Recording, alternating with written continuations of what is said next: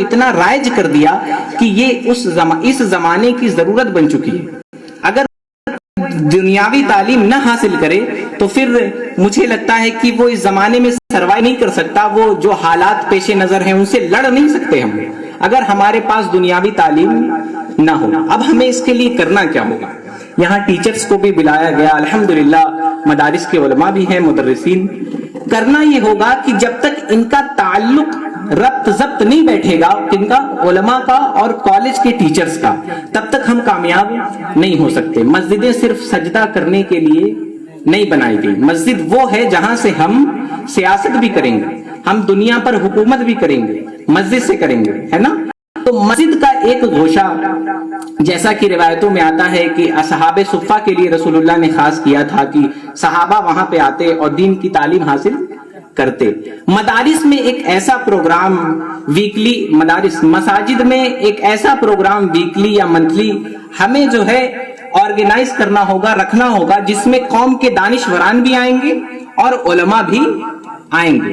اس علاقے کے دانشوران بھی آئیں گے, جو وکیل ہیں, ٹیچرز ہیں, جو دنیاوی اعتبار سے پڑھے لکھے ہیں وہ بھی آئیں گے, اور جو دینی اعتبار سے پڑھے لکھے ہیں وہ بھی آئیں گے. 1 گھنٹے کی بھی اگر وہ مجلس ہوئی تو 20 منٹ علماء اپنے عقائد, اہل سنت کے عقائد. ابھی جو ہے پرسوں انویٹیشن دینے کے لیے ایک کالج میں ہم لوگ گئے ہوئے تھے, افسوس کے ساتھ 3 سے 4 ٹیچر صرف اہل سنت والجماعت کے ہیں, اس کے علاوہ کوئی نہیں. یہ افسوس کی بات ہے کہ ہم اس طبقے کے ساتھ کوشش نہیں کر رہے ہیں جو دنیاوی اعتبار سے ہماری مدد کر سکتا ہے غیروں سے فائٹ کرنے میں, ہے نا.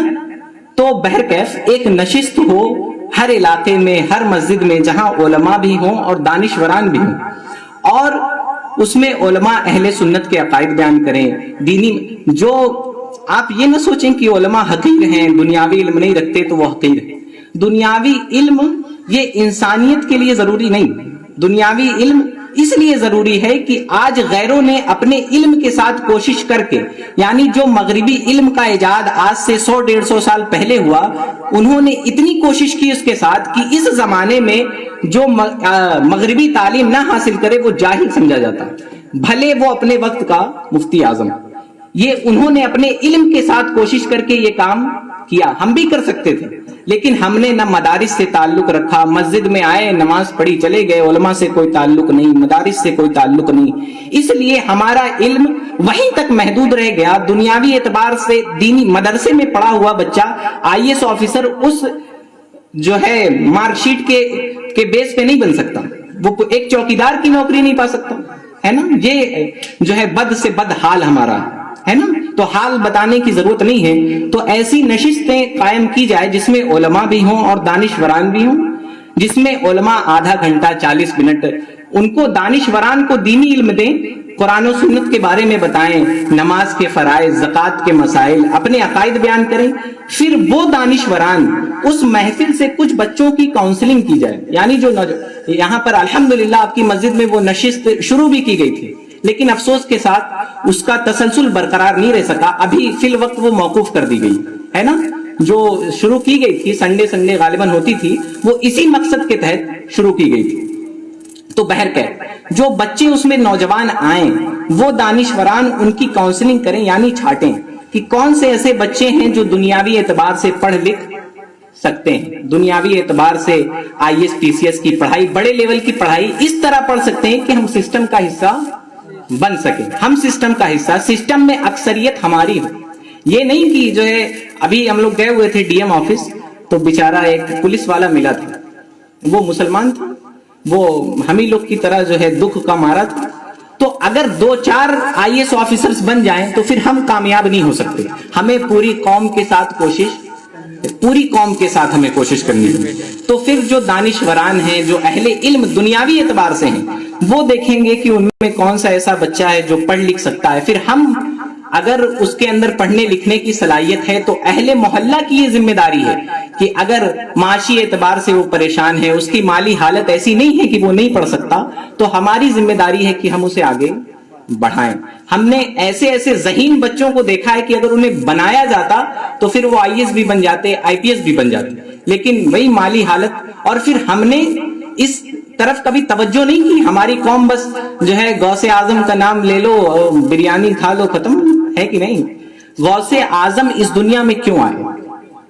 غوث اعظم اس دنیا میں ہمیں سیدھی راہ پر کی طرف ہدایت کرنے کے لیے آئے, تو ہمارا یہ فریضہ ہے کہ ہم ان کے نقش قدم پر چلیں. ابھی مفتی صاحب قبلہ بتا رہے تھے کہ غوث اعظم نے فرمایا مجھے قطبیت کا منصب اس لیے ملا, میں علم دین حاصل کرتا گیا مجھے منصب قطبیت پر فائز کر دیا گیا. تو اب غوث اعظم کا کوئی بھی ماننے والا یہ نہیں کہے گا کہ میں تعلیم سے دور رہوں, ہے نا, کوئی ماننے والا ایسا نہیں کہے گا. ایک خانقاہ مارہیرا سے ایک نعرہ دیا گیا تھا کہ آدھی روٹی کھائیں گے بچوں کو پڑھائیں گے. یہ اس لیے دیا گیا تھا کہ اگر آپ بھوکے رہ جائیں گے تو پھر آپ زندہ رہ سکتے ہیں, لیکن اگر آج آپ نے تعلیم نہیں حاصل کی تو پھر آپ کو بے موت مار دیا جائے, آپ کچھ نہیں کر سکیں گے. آپ کے سامنے آپ کے بھائی کا قتل ہو رہا ہے, آپ کے سامنے تریپورہ کے مسلمانوں پر ظلم ہو رہا ہے, ہم کچھ نہیں کر سکتے. کیوں؟ ہم جاہل ہیں, ہم علم والے نہیں, ہم دنیاوی اعتبار سے اتنے قابل نہیں ہیں کہ ہم سروائیو کر سکیں. اور جو دنیاوی اعتبار سے مضبوط طبقہ مسلمانوں کا ہے وہ دین سے دور ہے, انہیں کوئی تعلق ہی نہیں, پھر کوئی مرے کٹے کوئی پتہ نہیں چلتا. اسی لیے للہ میں آپ سے یہ کہنا چاہتا ہوں کہ آپ کوشش کریں دین کے ساتھ دینی علوم بھی. جو لوگ دنیاوی اعتبار سے پڑھے لکھے ہیں, میں نے ایک حدیث حضور علیہ السلام کی پڑھی کہ فرمایا جو طالب علم ہوتا ہے, یعنی علم کو حاصل کرنے کی جو کوشش کرتا ہے نا, وہ علم حاصل کرتا جاتا ہے, اس کی پیاس کبھی بجھتی نہیں ہے, یہاں تک کہ وہ جنت میں چلا جاتا ہے. تو جو لوگ دنیاوی اعتبار سے پڑھے لکھے ہیں, ایک منصب پر آ گئے, وہ ٹیچر ہیں, وہ وکیل ہیں, تو وہ یہ نہ سوچے کہ ہم آ گئے ہمارا کام ختم, ہم نے سرکاری نوکری پالی ہمارا کام ختم. نہیں, ایسا نہیں. جنہیں اللہ نے جاہل رکھا یعنی علم نہیں دیا, انہیں کیا کوشش کرنی ہے کہ ہم اہل علم سے مل کر علم حاصل کریں. دنیاوی اعتبار سے بھی دینی اعتبار سے بھی ہم اہل علم سے اپنا تعلق مسلسل بنائے رہیں تاکہ ہم بھی اس میں شمار کر دیے جائیں. اور جنہیں اللہ نے علم دیا پھر وہ ذمہ داری سے سپردوش نہیں ہو گئے سرکاری نوکری پا کے یا پھر دنیاوی اعتبار سے کامیاب ہو کے. نہیں, آپ کو اللہ نے علم دیا تو آپ کے اوپر بھی لازم ہے کہ آپ کی قوم میں جو نچلے طبقے کے جاہل لوگ ہیں آپ ان کے ساتھ کوشش کریں, انہیں پڑھانے کی کوشش کریں, اپنا وقت انہیں دیں, اپنا ٹائم دیں, اپنی محنت دیں. یہ ہماری ذمہ داری. جو علماء ہیں ان سے بھی گزارش کہ وہ دینی اعتبار سے لوگوں کے ساتھ کوشش کریں. جو ٹیچرز وکیلز وغیرہ یہاں آئے ہوئے ہیں ان سے بھی گزارش ہے کہ وہ دنیاوی اعتبار سے اپنے قوم کے لوگوں کو پڑھانے کی کوشش کریں, ورنہ وہ دن دور نہیں ہے کہ ہمیں ہمارے گھروں میں گھس کر ہمارے ماں بہن بھائی سب کو مارا جائے گا اور افسوس کے ساتھ ہم کچھ نہیں کر پائیں گے. کیوں؟ کیونکہ نہ ہم سسٹم کا حصہ ہیں, نہ پڑھے لکھے ہیں, نہ ہمارے پاس پاور ہے, طاقت ہے, اقتدار ہے. آپ ایسے ہی بیٹھ کے روتے رہیں نا, نوحہ کرتے رہیں کہ ہمارے پاس کچھ نہیں, تو پھر اس سے آپ کو کچھ حاصل ہونے والا نہیں ہے. من جدہ فوجدہ, جس نے کوشش کی اس نے پایا.